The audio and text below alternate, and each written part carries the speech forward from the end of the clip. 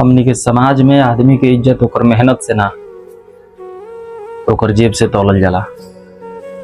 बिना पैसा के आदमी चाहे जितना भी नेक होखे, चाहे जितना ईमानदार होखे, पता भाई समाज ओकरा का कहेला, कमजोर कहेला।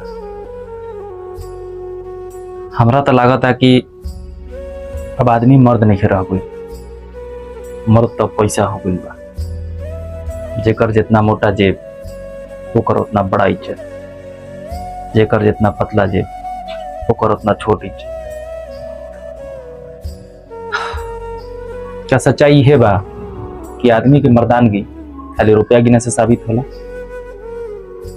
अगर ऐसा होला तो फिर प्रेम, त्याग, जिम्मेदारी ई सब का होला? सच्चाई ई बा कि अगर पैसा मर्द ह तो आदमी एगो खिलौना ह।